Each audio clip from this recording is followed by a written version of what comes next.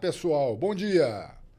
No ar agora através da Rádio Eldorado FM 87.5, que é dirigida por Zusa do Paracatuzinho e Alexandre Barros, e também pelo canal do YouTube, o Ativista Paracatu. Assista e ouça o programa Pimenta Malagueta. Apresentação: Antônio Vieira, Tonhão, eu mesmo, e Otacílio Pereira, que hoje não está presente. Nós temos aqui o Alexandre Barros, que está representando o Otacílio e vai tocar hoje o programa conosco. Oferecimento: Movimento Verde de Paracatu, Coperfan e VIP Studio.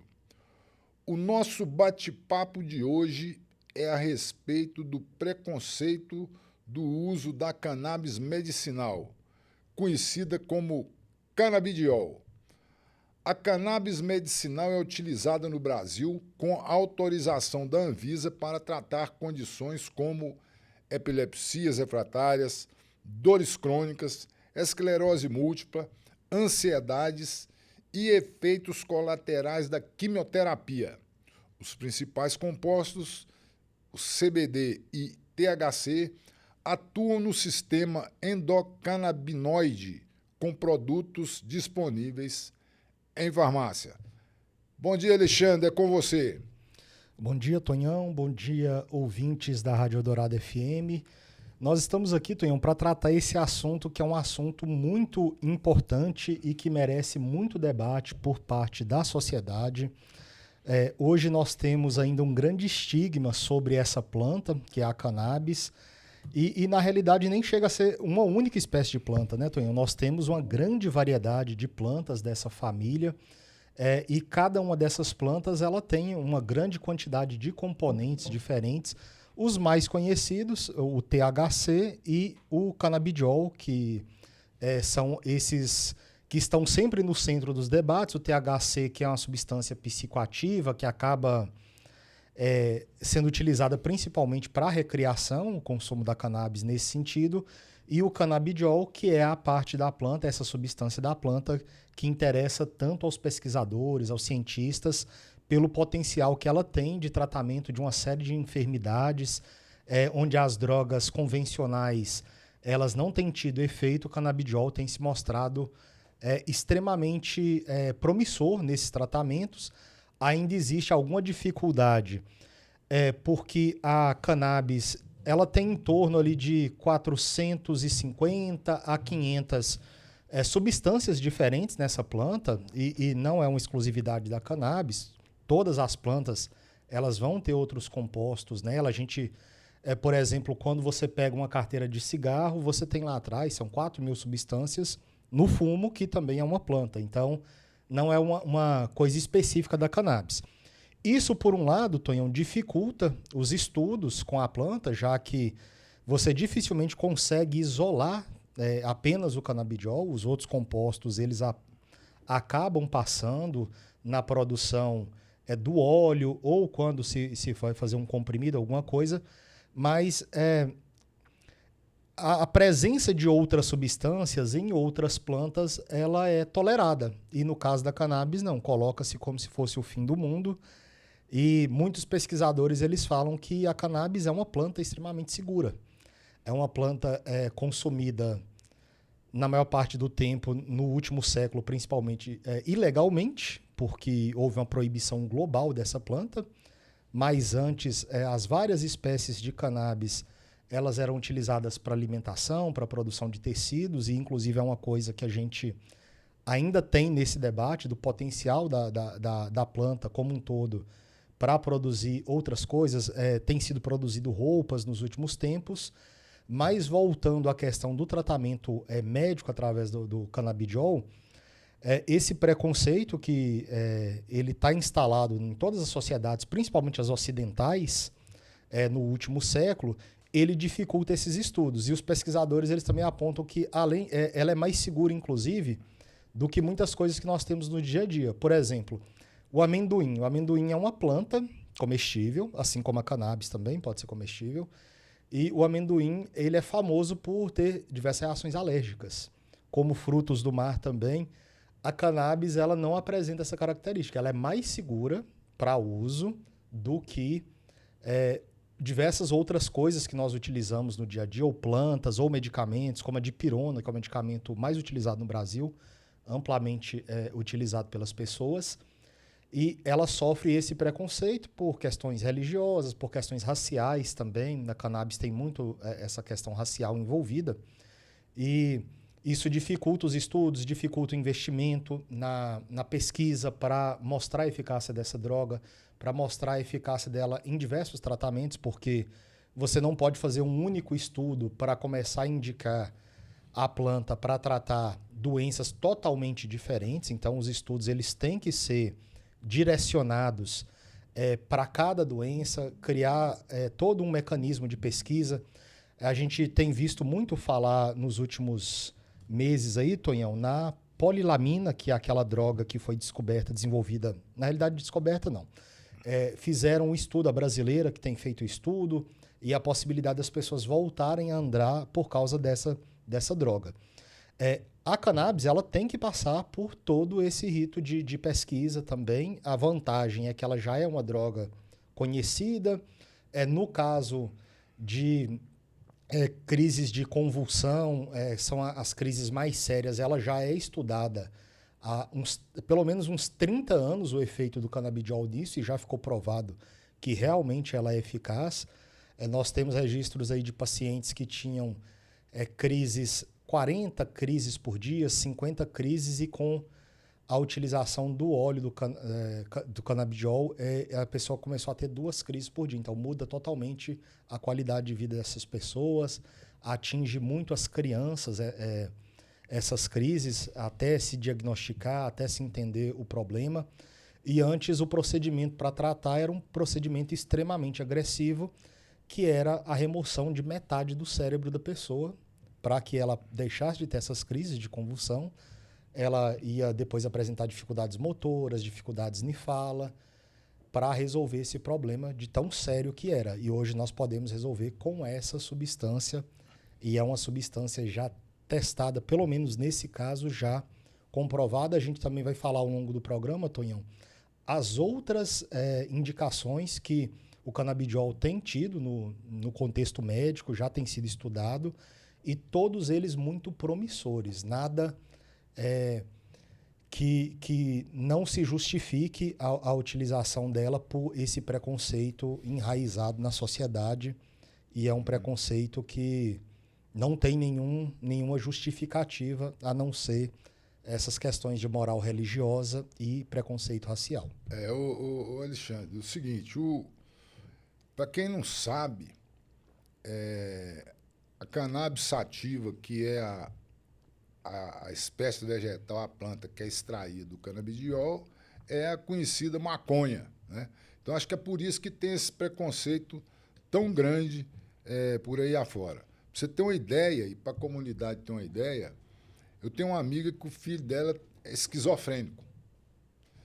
E eu falei com ela, gente instruída, falei com ela sobre o canabidiol, porque é comprovado que o canabidiol é um aliado fortíssimo para combater os problemas de esquizofrenia. Falei com ela, rapaz do céu, eu quase apanhei, sabe?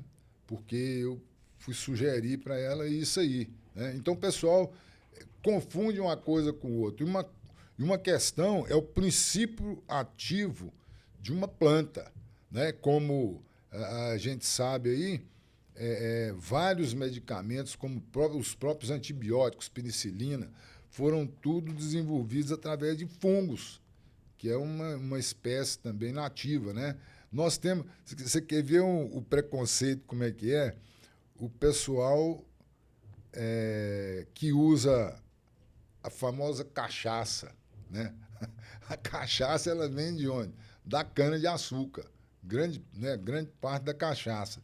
Então, o preconceito hoje, ele tomou conta de vários debates com relação ao canabidiol.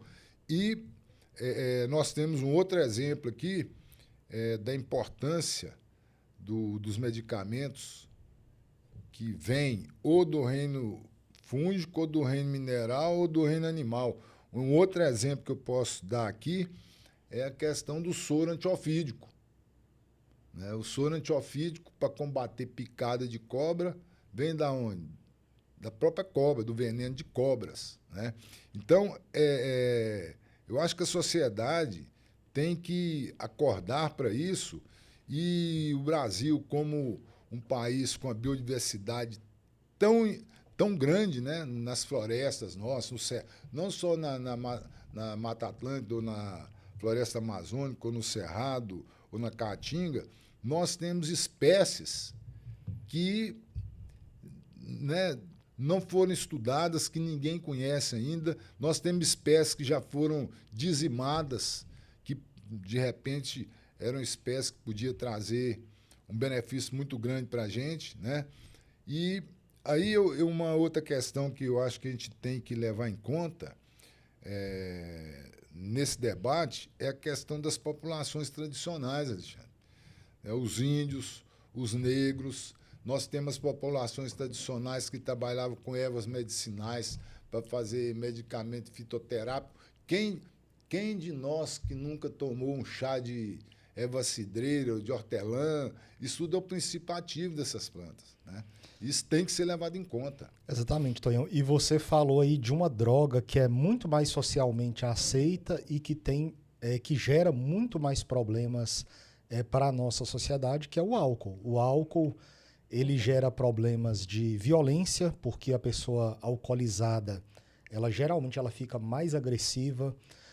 O álcool gera outros problemas de saúde que vêm em consequência do consumo do álcool, como a cirrose, câncer de estômago, esôfago, boca, tudo isso pode ser causado pelo álcool. E é uma droga que a nossa sociedade aceita ela com grande facilidade, sem pensar nas consequências do consumo dessa droga, em comparação com, por exemplo, o consumo da maconha até de forma recreativa. Ela é uma droga muito mais inofensiva. Geralmente, a pessoa que consome a maconha e é uma pessoa que gera algum tipo de problema para a sociedade, é uma pessoa que ela tem geralmente envolvimento e dependência química com outras drogas. Não é apenas a maconha que vai ser o catalisador desses problemas. A porta de entrada para a maioria das drogas é a bebida alcoólica, até porque ela é de fácil acesso, você consegue comprar em qualquer esquina, em praticamente todo lugar do mundo ela está disponível. Tonhão, para contextualizar um pouquinho a respeito, só uma curiosidade de por que a maconha ela sofre esse grande preconceito mundo afora. Um dos grandes responsáveis por isso, na realidade, foi um brasileiro, um médico brasileiro, o José Rodrigues da Costa Doria Filho. Ele era conhecido como Doutor Pernambuco Filho. É um médico brasileiro que ele atua no final do século XIX, início do século XX. E no ano de 1924, na antiga Liga das Nações, que é mais ou menos o que a ONU é hoje, a Liga das Nações foi criada pós Primeira Guerra Mundial, aconteceu em 1924 em Genebra, a segunda conferência do ópio, para tratar de um problema que inclusive foi criado pela Inglaterra, pelos Estados Unidos, com o tráfico dessa droga, que é extraída da papoula, né?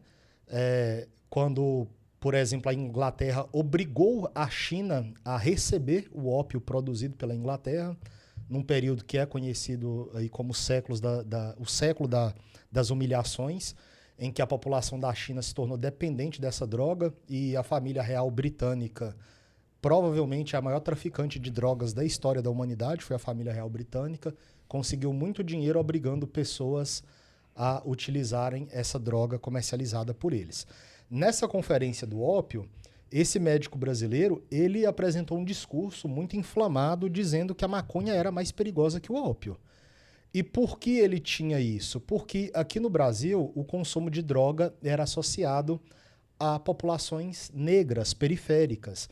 Essa droga, ela provavelmente chegou ao Brasil, a planta cannabis chegou ao Brasil através de pessoas escravizadas, mas era uma questão cultural dentro daquela sociedade deles, fazer o consumo dessa planta, e era utilizada como fumo, por exemplo, era utilizado aqui nas Américas, Tonhão, num contexto, às vezes, de cerimônias religiosas, de cerimônias culturais, eventos culturais dentro dessas sociedades.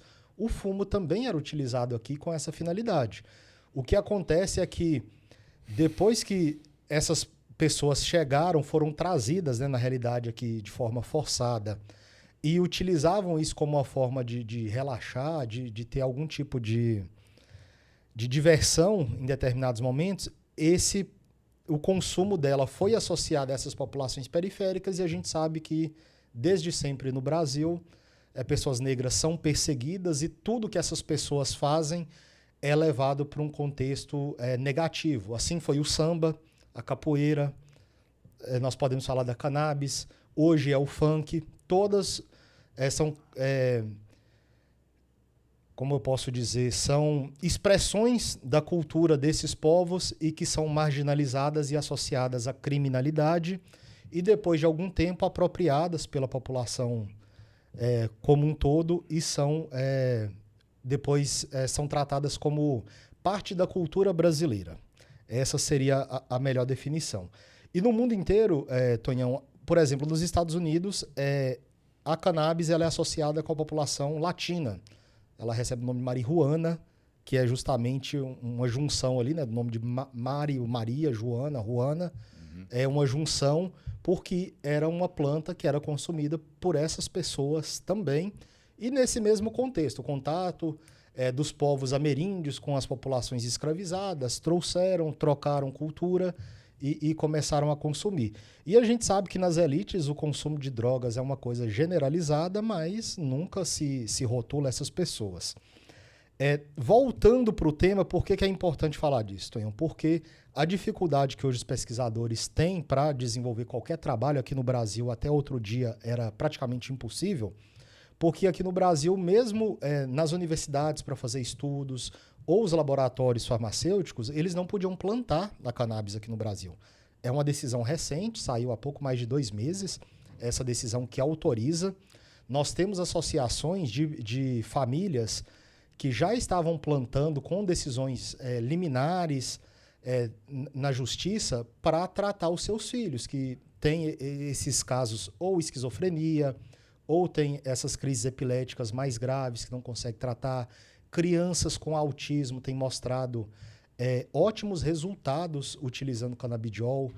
Nós temos o relato de muitas famílias, crianças, por exemplo, crianças não verbais, que ao começarem a utilizar o canabidiol, começaram a se desenvolver, a mostrar um claro sinal de evolução nessas interações sociais, que é a grande dificuldade da criança com autismo.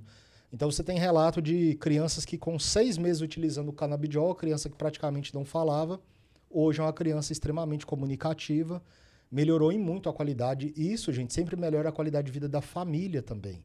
Porque famílias com crianças autistas não verbais, famílias com crianças que têm diversas crises epiléticas por dia, os pais não podem trabalhar. Os pais têm que estar 24 horas cuidando desses filhos. E não adianta tentar romantizar isso como se fosse... Ele é uma bênção na minha vida. É óbvio que o pai vai cuidar com amor, mas também vai gerar um desgaste emocional, físico nesses pais que têm crianças que vão ser tão dependentes, que não vão conseguir seguir aquilo que a gente pode dizer o que seria o caminho natural de uma criança neurotípica, né? Que a gente poderia falar bem entre aspas, gente, normal. Então, nós temos visto muito isso, mas por essa dificuldade, você não podia plantar, você não podia desenvolver o trabalho, o medicamento tinha que ser importado. Hoje, se você for comprar um frasco de canabidiol para fazer um tratamento médico, nas dosagens mais baixas, ele vai estar em torno de R$500, R$600 numa farmácia. Se você precisar de uma dosagem um pouco mais alta, de 200 miligramas de canabidiol, você vai comprar esse remédio por mais de R$2.000, porque ele não pode ser plantado aqui no Brasil.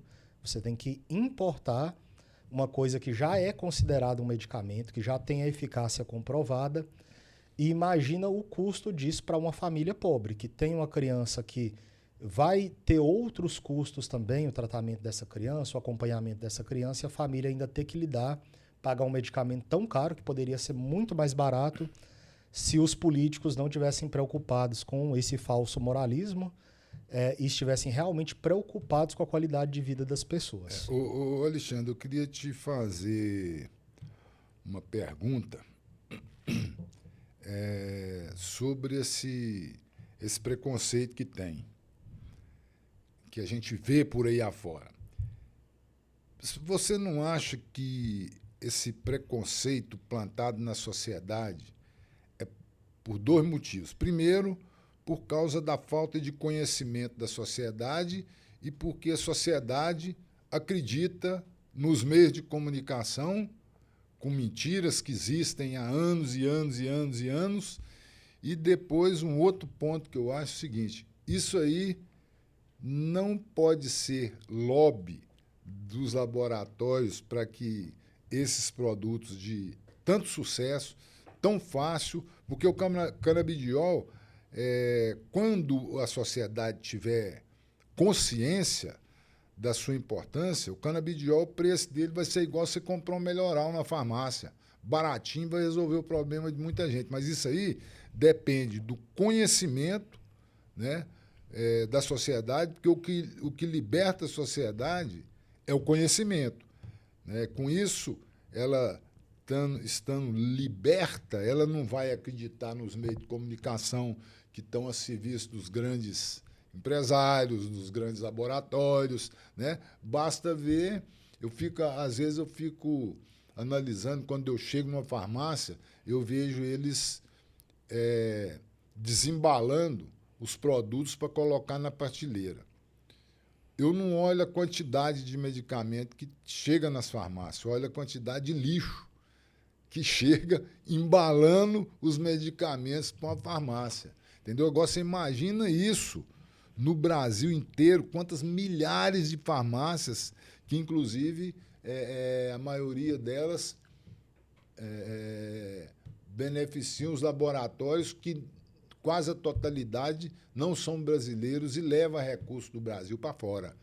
Então, você vê, no caso do canabidiol, que é uma tecnologia que nós temos domínio dela no Brasil, que pode facilitar e muito a sua produção e baratear o custo, né? Que, inclusive, já foi aprovado pela Anvisa isso aí. Tonhão, em relação ao lobby da indústria farmacêutica, eu acredito que até não seja pelo seguinte... por mais que exista um grande lobby dessa indústria em todos os meios políticos do mundo, em qualquer congresso de qualquer país do mundo, você vai ter o lobby da indústria farmacêutica, mas eles também vão ganhar dinheiro com isso, porque quando for regulamentado, eles vão produzir o medicamento. É uma coisa que se fala na produção do canabidiol em relação à pureza do medicamento. O medicamento tem que ser um medicamento para você ter certeza que ele vai funcionar para determinado problema de saúde. Você tem que ter um nível de pureza, e isso nunca vai poder ser reproduzido em casa, por mais que uma pessoa possa tentar fazer, ela não vai conseguir. E, além disso, nós já temos o exemplo de outros países que a indústria farmacêutica ela pegou a dianteira nisso para produzir justamente, inclusive isso que a gente tem importado do canabidiol é produzido por laboratórios, por indústrias de outros países. E uma coisa, Tonhão, é que tudo que surgir como oportunidade, o capitalismo ele vai abocanhar. Isso aí, as grandes empresas, elas vão abocanhar. Algo que, por exemplo, aqui no Brasil ainda é proibido, a venda da cannabis como uma substância recreativa. Tem decisão do STF que a pessoa pode plantar um número X de mudas em casa para consumo próprio, mas não pode ser vendido. Só que você já vê hoje em distribuidoras de bebidas, em locais destinados à tabacaria, por exemplo, você encontra lá a seda para quem quem utiliza a cannabis de forma recreativa, ela já pode comprar a seda, ela não pode comprar o produto, mas então isso já está direcionando para alguma grande empresa já vai pegar uma fatia do mercado disso. Em relação ao preconceito, eu acho que, principalmente aqui no Brasil, é um dos maiores fatores. Nos Estados Unidos, nós temos diversos estados extremamente conservadores e com posições tão retrógradas ou até mais retrógradas que as de alguns políticos brasileiros, mas você também tem alguns estados que existe uma mentalidade mais progressista. E nesses estados, a venda, inclusive da cannabis, de forma recreativa já é permitida. Nós temos o Canadá, a Holanda, diversos países na Europa já legalizaram a utilização dessa planta também para uso recreativo, e para medicinal já está bem mais avançado do que é aqui no Brasil. Aqui, infelizmente, nós temos que lidar com a hipocrisia de muitos políticos que são ávidos consumidores de substâncias ilícitas. Nós conhecemos diversas histórias de presidente da República, governadores que consumiam e que consomem talvez ainda essas substâncias, mas na hora de fazer uma defesa pública da utilização, eles são extremamente moralistas, porque existe uma base religiosa, muitas vezes, que flerta com fanatismo, e eles utilizam desse fanatismo para serem reeleitos. Então isso dificulta muito, sem contar essa questão dos meios de comunicação hegemônicos, que sempre fizeram uma associação indevida, principalmente com a maconha e crimes. E a associação entre essa planta e a ocorrência de crimes estarem ligados a ela, quando a gente sabe que talvez dessas drogas ilícitas hoje no Brasil, seja uma das drogas praticamente mais inofensivas. Tenho certeza que é mais inofensiva até do que as drogas lícitas, que é o caso do tabaco e do álcool. A maconha com certeza é. E o que acontece? Além dessa questão, dessa formação dessas pessoas de que essa droga ela faz mal, de que é uma droga que atrapalha a vida das pessoas, existe a ignorância no sentido de não saber que esse medicamento, ele é um medicamento que ele é produzido, inclusive, sem o THC, que é justamente o que é responsável por o famoso barato, para colocar numa linguagem acessível para as pessoas, que é o famoso barato. Quando a pessoa utiliza a droga, aquela sensação que a pessoa sente de prazer, ela não vai sentir ao consumir o medicamento. O que vai estar presente no medicamento é o canabidiol. Ele causa uma sensação de relaxamento no corpo, mas é outra sensação. Inclusive, ele é utilizado para dores crônicas, para casos de esclerose. Pacientes já têm usado e com muito sucesso também. Mas o THC, que é a substância psicoativa da droga, ela não vai estar presente no medicamento, porque justamente por esse rigor da indústria farmacêutica nesse sentido, de produzir um medicamento com o máximo de pureza possível, isso não vai estar presente. Então, nem essa justificativa as pessoas têm para atacar a produção desse medicamento. Alexandre, eu fico pensando aqui o seguinte: as redes digitais, elas têm, para mim, elas têm duas vias. É uma via da verdade, da informação, e outra via da maldade, do conflito, da mentira. Então, quando o cidadão pesquisa numa rede digital, por exemplo, sobre a questão do canabidiol, ele tem duas questões. Ou ele fala que é mentira, é fake news, e ele desacredita a ciência, porque hoje nós temos uma parte muito grande de negacionistas, né? Ou então acreditam naquilo ali, né? Mas isso aí depende muito do conhecimento, da informação, né? Da percepção, porque você tem que desconfiar de tudo que é informação que chega para você hoje, né? Agora você tem que ter o discernimento para analisar isso com critério. Uma outra questão que eu queria comentar com você aqui é o seguinte: o negacionismo por parte de alguns médicos, por parte de alguns que dizem que são representantes da ciência. E nessa história, eu vou te contar dois casos. Eu conheci um médico aqui em Paracatu, já até faleceu, que uma vez eu conversando com ele sobre o mel de abelha, né, que é todo mundo, bom, hoje grande parte da sociedade sabe da importância do mel e muitas vezes é curativo o próprio mel sendo usado na alimentação, além de cosméticos, esse monte de coisa. Então ele virou um dia para mim e falou assim: em vez de ser bobo, mel e açúcar é a mesma coisa. Entendeu? Então você vê o negacionismo de um médico com o poder que ele tem, ele acaba levando isso para a sociedade. Uma outra questão, aí já não é bem o negacionismo por parte de um médico que existiu em Paracatu, que chamava Dr. Sérgio Ulloa. Dr. Sérgio Ulloa, eu fiz um vídeo para o meu canal do YouTube sobre ele, inclusive tem o nome de uma rua aqui com o nome dele, tem a escola Dr. Sérgio Ulloa. Ele, quando ele começou a atuar em Paracatu, ele criou uma estrutura com água do córrego, que nascia ali perto da farmácia Imperatriz, desce pelo fundo da Casa de Cultura e é afluente do Corpo Pobre lá embaixo. Uhum. Então, ele utilizou a estrutura, utilizou a água desse córrego e montou uma estrutura para e construiu uma termas. Ele construiu essa termas para trabalhar a cura do pessoal através das águas desse córrego. Isso aí, o pessoal mais antigo sabe muito bem disso. É por isso que esse córrego ali chama Córrego das Termas. Né? Tem gente que nem sabe que existe esse córrego. Ele é afluente do Córrego Pobre, próximo ao Colégio Dom Eliseu. Então, eu fico imaginando o preconceito que esse Dr. Sérgio Ulloa foi vítima no passado, tanto por parte de médicos como por parte da própria sociedade. Eu imagino que isso tem mais de 100 anos, isso, né?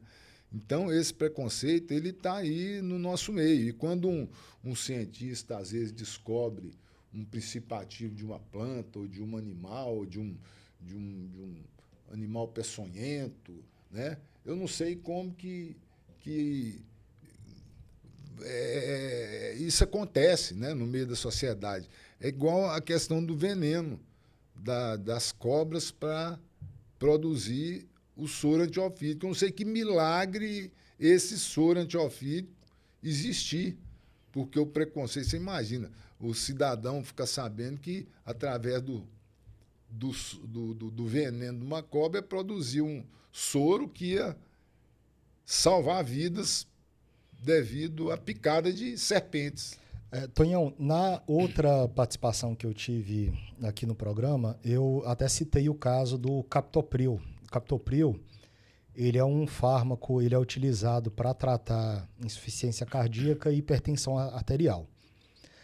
Quem sintetizou essa substância, essa droga, de forma sintética, quem primeiro criou a droga sintética foi um pesquisador brasileiro, o Sérgio Henrique Ferreira. E o que ele fez?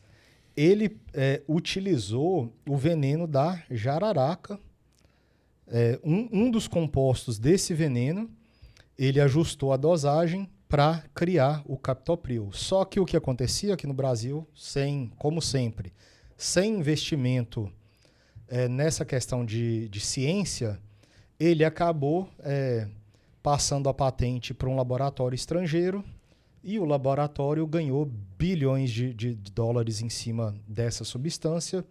O medicamento, ainda hoje, ele é vendido em farmácias, o que mostra que é um medicamento eficaz e é um medicamento que resolve realmente a situação. Se fosse um medicamento que não tivesse uma grande eficácia, ele já teria sido superado. E isso aconteceu há mais de 60 anos, ele continua sendo utilizado e mostrando bons resultados. O que mostra que esse tipo de situação, a gente não pode ter preconceito quando surge algum medicamento promissor. E a maioria dos medicamentos, nós vamos encontrar essas substâncias, vai ser na natureza, gente. Não adianta tentar criar substâncias novas. Você pode até criar, muitas substâncias são totalmente sintéticas, elas não têm origem na natureza, mas é muito comum que o ser humano utilize, inclusive nós utilizamos através de populações tradicionais, ou através até mesmo das nossas famílias. Todo mundo vai lembrar que o avô, a avó indicou para tomar um chá tal, que determinado chá é bom para aquilo. A minha casa mesmo, a casa da minha avó, ela é uma farmácia medicinal, assim, de plantas medicinais. Lá, desde que eu me entendo por gente, você tem sabugueiro, que o pessoal toma para resfriado. Tem funcho, que também é utilizado como medicamento. O bálsamo, hortelã, o famoso boldo, sete dor, que é que o pessoal chama também. Assim, são tantas plantas que se for ficar listando aqui, vai horas e horas listando. E sempre que ela tem algum problema de saúde, ainda hoje ela prefere recorrer a esses medicamentos do que os medicamentos são vendidos em farmácia. E eu não tento de forma nenhuma demonizar esses medicamentos que são vendidos em farmácia, até porque muitas vezes essa questão de ter a dose segura é muito importante. Se você injetar aqui o veneno da jararaca diretamente no seu corpo, você provavelmente vai morrer. Mas se você ajusta... Existe até uma frase muito famosa que é: a diferença entre o remédio e o veneno está na dosagem. Então, muitas substâncias que a gente utiliza hoje, se aumentar a dose, ela vai se tornar um veneno. E existem muitos venenos que, se tiverem a dose ajustada, podem se tornar medicamento. A gente tem...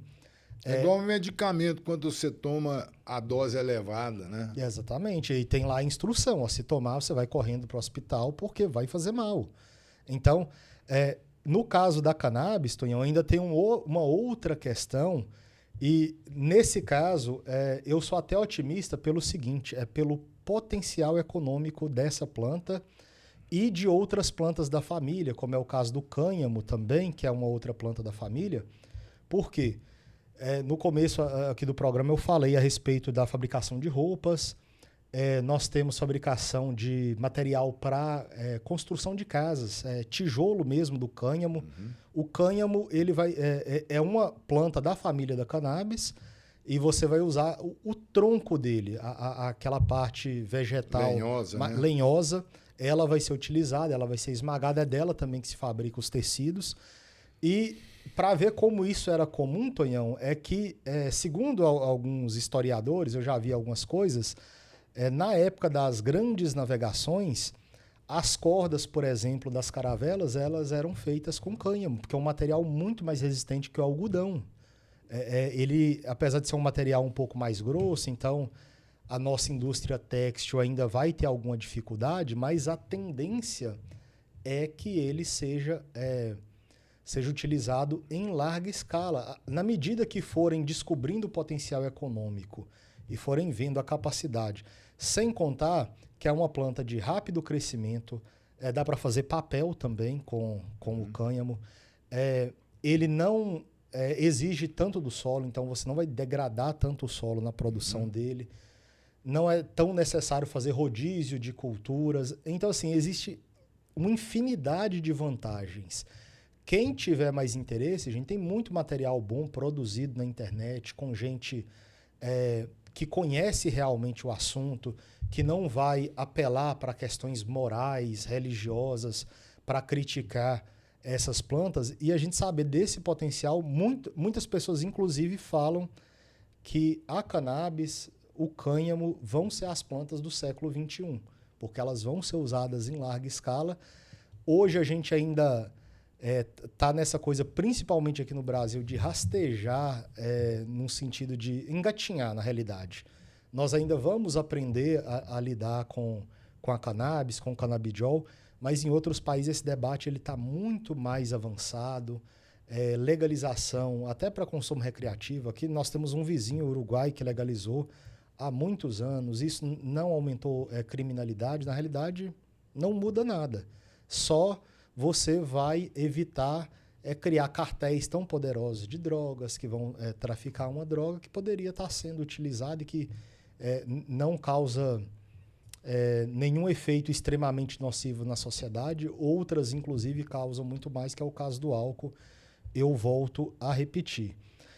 Tonhão, tem uma outra coisa interessante, é que essas associações que estão sendo criadas pelas famílias, muitas vezes, né, quase sempre de crianças que precisam do extrato do canabidiol, elas passaram por muitas dificuldades nos últimos anos. Nós tivemos casos até recentemente em São Paulo, antes da aprovação da lei, a polícia militar invadir um local de uma associação regulamentada, que tinha uma autorização judicial para plantar, e justamente era uma variedade que não tinha THC, gente. Era só o canabidiol, era só para o tratamento médico. Eles invadiram, destruíram tudo com a alegação que eles estavam plantando drogas nesse local. E as famílias perderam, as famílias da associação perderam tudo, porque é um investimento alto para conseguir as mudas, para você criar estufa para produzir, por causa da iluminação que é necessária. Talvez seja a maior dificuldade, seja essa questão da iluminação, que a planta ela precisa de muita luz. Então, por isso, o Brasil também poderia ser uma potência na produção para essas outras finalidades. Lembrando que eu não estou focando no uso recreativo, eu estou falando das outras aplicações econômicas dessa planta. Seria, inclusive, muito mais lucrativo e vantajoso do que plantar soja.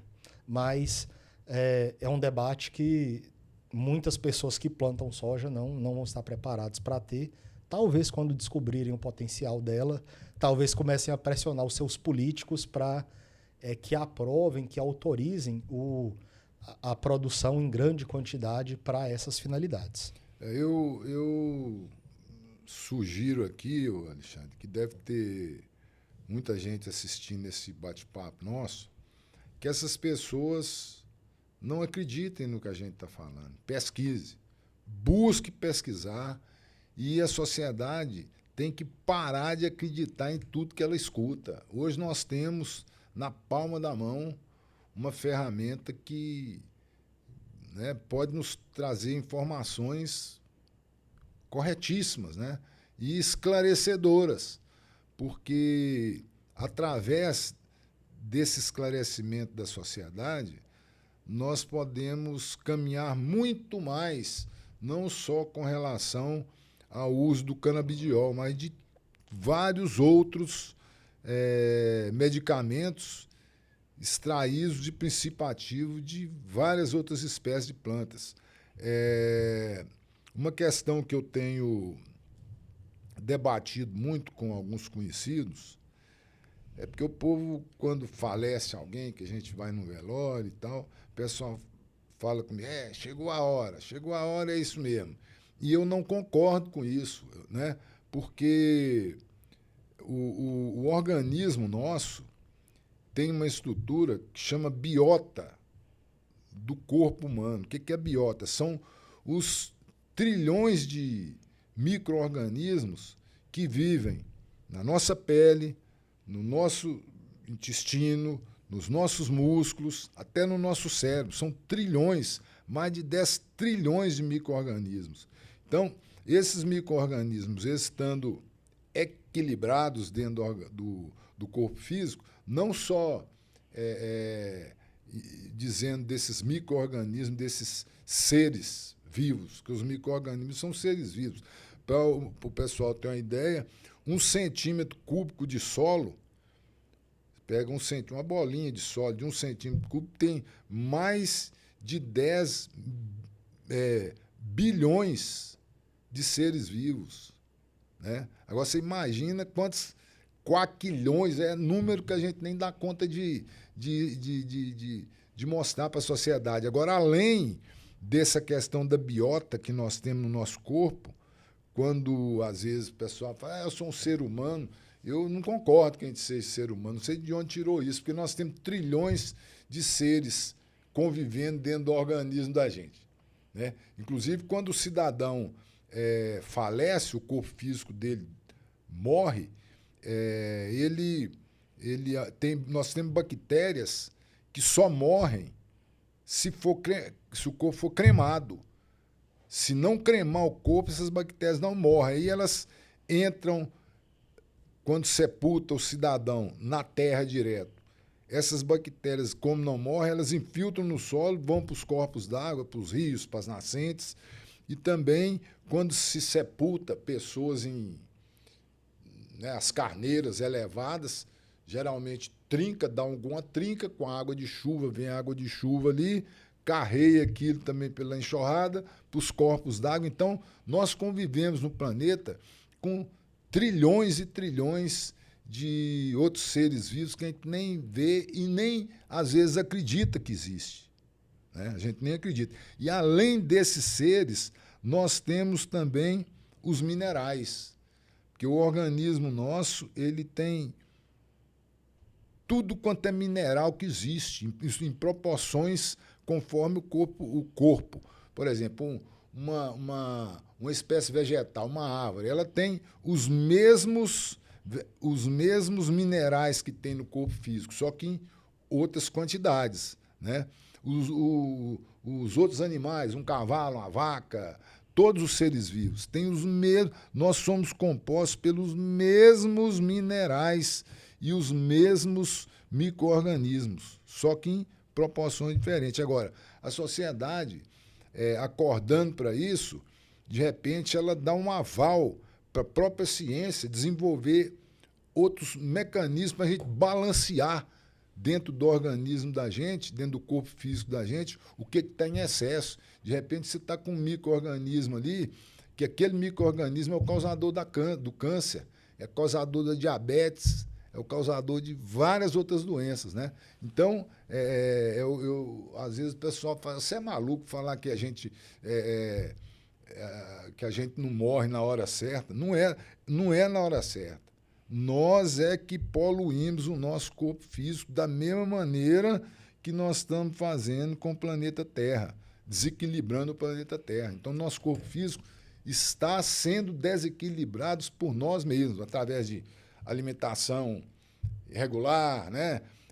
Veneno que está no alimento, que entra na corrente sanguínea, vai para o cérebro e danifica o cérebro e causa esse monte de doença depressiva que nós temos. Então, eu acho que a sociedade tem que alertar para isso e, com isso, eu acho que a gente construiu um novo tempo onde a ciência vai ter respaldo para desenvolver medicamentos para neutralizar esses males que têm ocorrido com a gente, igual a questão do canabidiol. Tonho, uma coisa que é falada muito, mas que às vezes a gente realmente não entende é o equilíbrio. Essa questão de minerais dentro do corpo, se você tiver determinado mineral, o cálcio, por exemplo, né? A gente sempre vê falar do cálcio por essa questão de osteoporose, doenças ósseas. Se você tiver falta de cálcio, você vai ter osteoporose. Se você tiver excesso de cálcio, você vai ter uma outra condição que também vai causar problemas de saúde. O mesmo vale para todos os minerais que você puder imaginar que estão presentes no corpo humano, as vitaminas também, que nós obtemos através de alimentação. Você tem, por exemplo, a doença que os marinheiros, já que eu falei do cânhamo ser utilizado para produzir a corda das caravelas, o escoburto, ele foi uma doença que ela atacou muito os marinheiros e eles não sabiam a causa. É uma doença que começa com sangramento nas gengivas, depois seus dentes vão amolecendo, ataca o sistema nervoso e muitas pessoas chegaram a morrer dessa doença. E só foi descoberta realmente a causa da doença no século XX, quando descobriram que era a ausência de vitamina C. Os marinheiros ficavam muito tempo no mar, não comiam frutas, o corpo ficava com deficiência de vitamina C e acabavam padecendo dessa doença. Mas antes disso, antes de descobrir a causa, o ser humano descobriu uma solução. Teve um marinheiro inglês, me falha o nome dele aqui agora, ele descobriu que se os marinheiros, em todo lugar que eles parassem, eles comessem todas as frutas possíveis, eles não iriam ter escoburto. Então ele criou essa dieta, que era a dieta dos marinheiros, em que ele orientava esses marinheiros, e quando eles começaram a seguir isso, toda ilha que eles paravam, onde eles desciam, eles iam atrás de frutas nativas, comiam e resolviam o problema, porque durante muito tempo esses marinheiros viviam basicamente através de pão, carne seca, bolachas, que era uma alimentação muito pobre.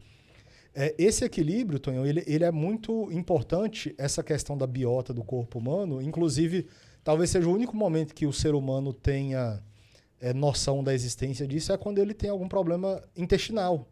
Que aí, quando está desregulado, ele vai ter diarreia, ele vai sofrer de outros problemas e aí ele vai ter que recorrer, muitas vezes, à farmácia para comprar a levedura para fazer a recomposição da flora intestinal e voltar a funcionar tudo normalmente. A gente precisa desse equilíbrio que, infelizmente, a gente muitas vezes não consegue por causa das condições em que nós vivemos. Muito trabalho, os alimentos mais saudáveis, muitas vezes eles são caros, ou se você mora na periferia, você não tem acesso a esses alimentos. Então o produto industrializado é mais barato, mas o produto industrializado ele é cheio de açúcar, ele é cheio de sal, então você vai desenvolver diabetes, você vai desenvolver hipertensão, tudo isso em consequência dessa condição que a gente vive, em que o alimento ele é muito mal distribuído, pessoas que têm uma qualidade de vida melhor por causa de questões financeiras, essas pessoas vão ter sempre à disposição um supermercado que vai ter verduras e frutas impecáveis, bonitas, aquela coisa que você acha assim, nossa, não é possível que isso aqui existe. E você vai na periferia, aquela fruta ali com... Você viu que um inseto botou uma larvinha ali, é uma batatinha já toda um pouquinho estragada, aquela coisa que a gente sabe que acontece, infelizmente, e muitas vezes até esse produto, que é meio que um rejeito dessas pessoas mais ricas, ele também vai ser mais caro que o alimento industrializado. Então, para as pessoas mais pobres, acaba ficando ainda mais difícil ter uma alimentação saudável e acesso a outros tratamentos, como esses casos. Eu volto a falar aqui do custo hoje do tratamento do canabidiol. Uma família que ganha um salário mínimo, ela não tem a menor condição de pagar esse medicamento caso precise. E são essas famílias justamente que vão sofrer ainda mais quando tem alguma pessoa, algum familiar que precisa desse tipo de medicamento. Porque famílias mais abastadas, elas vão ter a condição de contratar um cuidador para ficar com a criança, para ficar com o idoso. A gente tem que lembrar, Tonhão, que o canabidiol ele é utilizado em tratamentos de câncer, ele é utilizado, pacientes com câncer terminal utilizam, até mesmo a própria planta já é indicada há muito tempo por médicos para que o paciente tenha uma melhor qualidade de vida em caso de câncer terminal. Essa evolução, eu tenho acompanhado muito de perto a questão das crianças com autismo que têm utilizado canabidiol. Tem alguns exemplos que as pessoas podem procurar na internet, já que a gente falou. É um professor de geografia conhecido no meio político, o Elias Jabbour. Inclusive, ele trabalhou no banco do BRICS, na China, durante 2 anos, já que a sede do BRICS ela é lá na China. E ele trabalhou diretamente com a ex-presidente Dilma Rousseff. E ele mencionou para ela que o filho dele tinha dificuldades para falar. Ele também é autista, o Elias Jabbour também é autista, o filho dele é um pouquinho mais severo. E foi a própria presidente que indicou para ele fazer o tratamento com canabidiol, para ele procurar o médico. E ele disse que depois disso, rapidamente o filho dele começou a apresentar uma melhora assim muito grande. São diversas crianças hoje fazendo tratamento. Essa é uma das principais lutas dos pais de crianças autistas, é o acesso ao canabidiol e um acesso barato, porque hoje é muito caro para comprar, porque é importado. Para montar essa estrutura, agora que está sendo permitido o plantio da cannabis, essa estrutura ela ainda vai demorar um tempo. Não é da noite para o dia que você vai montar as estufas, que você vai conseguir plantar, que você vai ter as melhores variedades para isso, que você vai conseguir fazer o processamento para extrair o óleo do canabidiol, porque isso vai exigir também equipamentos de laboratório específicos que muitas vezes a indústria farmacêutica do Brasil ainda não tinha, porque não era permitido produzir aqui. Então é uma coisa que nós ainda vamos esperar, e eu acredito pelo menos uns 2 anos para começar a ter, até porque a partir do momento que também for produzido aqui, todos esses medicamentos que forem produzidos, eles também vão ter que passar por uma vistoria, fiscalização da Anvisa até serem liberados. É um debate que a sociedade vem tendo há pelo menos 15 anos, Tonhão, e só agora, com esse atraso de 15 anos, é que nós tivemos um pequeno passo e ainda não é o melhor dos cenários, poderia ser melhor, mas já é algum avanço, a gente já enxerga esse avanço e por ser uma substância tão promissora no tratamento de tantas doenças, de tantos problemas, acaba sendo muito importante, inclusive, que os governos investissem nisso, investissem nos estudos que vão ser feitos pelas universidades, porque a gente sabe que aqui no Brasil a maior parte da produção científica, para falar a verdade, não só no Brasil, viu, gente? A maior parte da produção científica do mundo é feita nas universidades e com financiamento público. A iniciativa privada, ela quer ter os lucros, ela não quer gastar. Para você ter resultados promissores, como dessa substância que a pesquisadora brasileira lá da Universidade Federal do Rio de Janeiro desenvolveu, para que as pessoas possam voltar a andar, as pessoas que tiveram algum tipo de lesão na medula, ela está estudando isso há quase 20 anos e quem financia isso é o governo. Nenhum laboratório tem interesse. Agora, vocês podem ter certeza que a partir do momento que ela tiver o estudo concluído e se realmente ficar provado que funciona, aí vão todos os laboratórios do mundo vão atrás para querer produzir e ganhar muito dinheiro com isso. Enquanto tem que gastar, fazer o investimento, e assim é em todas as áreas. Quem quiser também, o seu conselho é muito bom, Tonhão. Vão atrás da informação, então. Internet, gente, não é invenção de iniciativa privada. Foi pago pelo governo dos Estados Unidos, era para uso militar, mas foi criado dessa forma. Se nós temos satélites hoje lá no espaço, transmitindo sinal de TV, de internet, foram os governos dos Estados Unidos, da Rússia, principalmente, que desenvolveram. Carros elétricos, painéis de energia solar, tudo tem investimento de governo. Nada é feito pela iniciativa privada, porque para você desenvolver isso, você gasta muito tempo, muitos recursos, você vai errar muitas vezes. E nesse meio da ciência voltada para a produção de medicamentos, isso é ainda mais comum. Às vezes você vai estudar uma substância 15 anos e ela foi promissora in vitro, ela foi promissora em testes com camundongos, ela foi promissora em testes com primatas e na hora que chega para testar em seres humanos ela não vai para frente. E aí você joga, entre aspas, joga 10 anos de trabalho fora. Não é que pelo menos você estudou, você concluiu que aquilo ali não serve. Mas o dinheiro foi gasto, não tem mais volta aquele dinheiro.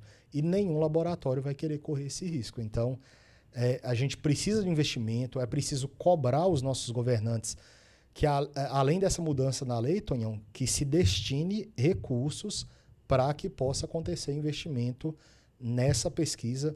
O canabidiol é extremamente promissor em todas as áreas que ele tem sido aplicado de forma um pouquinho mais, como é que eu posso dizer? Já está um pouquinho mais disseminado, ele tem sido promissor. Então, nós temos aí uma lista de doenças, de problemas que ele já tem sido utilizado, de transtornos, de condições mentais que ele tem sido utilizado para tratar e ele tem mostrado muita eficácia. Então, não há motivo para continuar com esse preconceito. Se é por questões religiosas, que você que tem essa religião que proíbe o uso dele, você não use.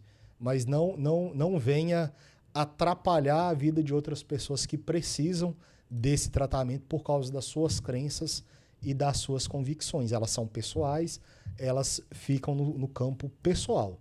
Elas não devem interferir em saúde pública, em políticas públicas, porque nós devemos pensar no bem da sociedade como um todo e não apenas nas vontades de uma ou outra pessoa que por questões de convicções pessoais não aceitam aquilo.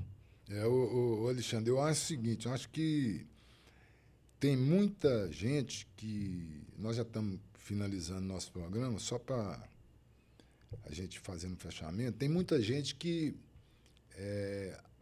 entendeu, aceita o canabidiol como última esperança, mas que usa o canabidiol muitas vezes até escondido, né, por causa do preconceito que existe. Agora, em cima disso que você falou aí, da necessidade de produzir esse medicamento e que ela vai virar um grande negócio, vai depender também da aceitação da sociedade, porque a sociedade, muitas vezes, não quer saber disso. Como eu disse para você, uma conhecida minha, gente esclarecida, que o filho dela com problema não quer saber disso, né?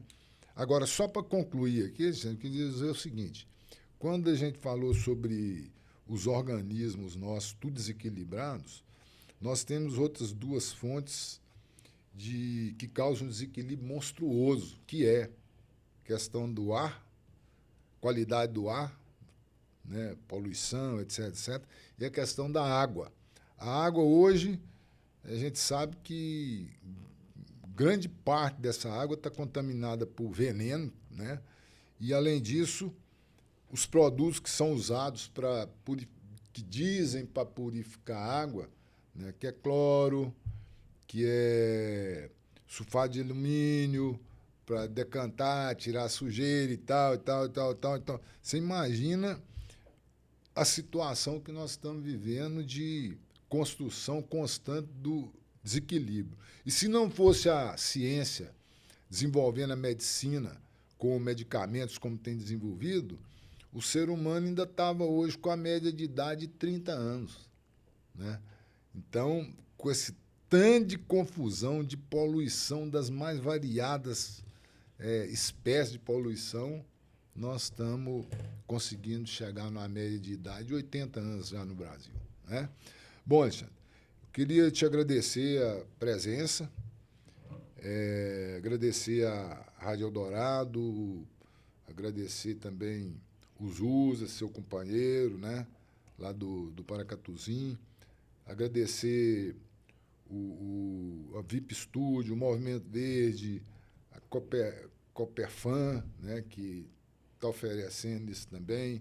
É um programa voluntário que não visa levantar recursos para ninguém, é só levar mesmo informação para a sociedade.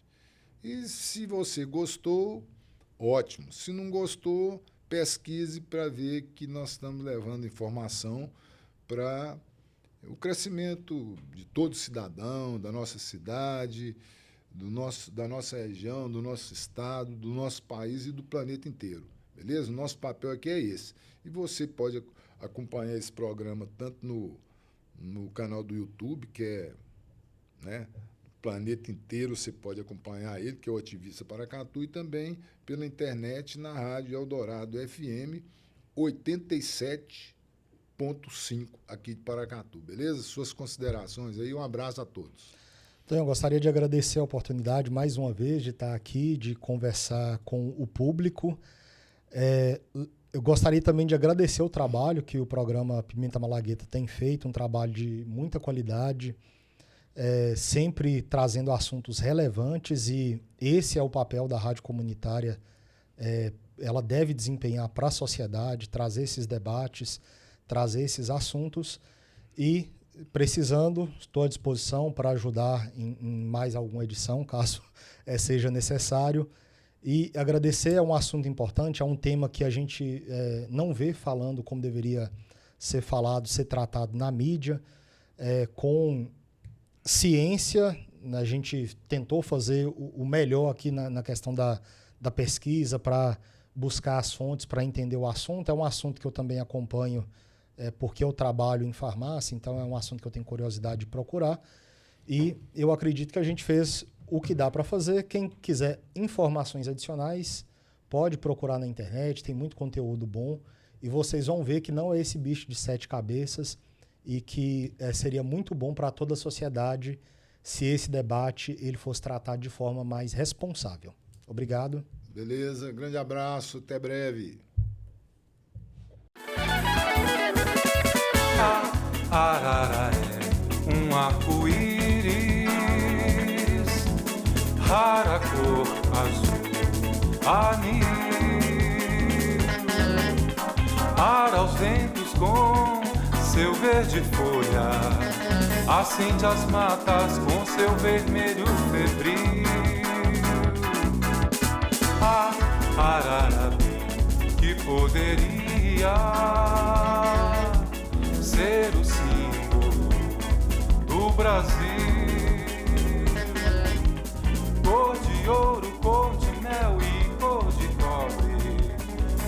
aquarela sob uma tela, pátria das cores mil. Arara vem, arara vai, arara tem todo o direito